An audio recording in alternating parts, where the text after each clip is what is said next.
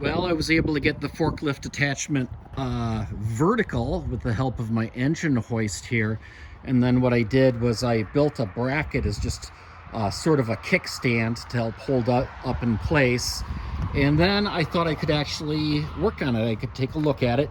So here's the motor, and the first thing I did was loosen this screw to take off this cover.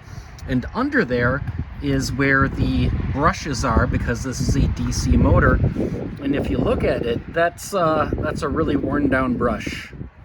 You know, there's not a whole lot left there.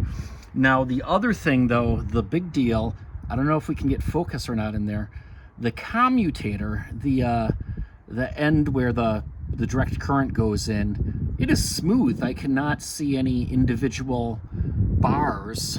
It just looks like one solid copper cylinder.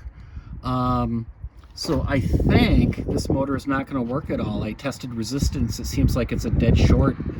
And I think what I got to do is take this out and rebuild the motor.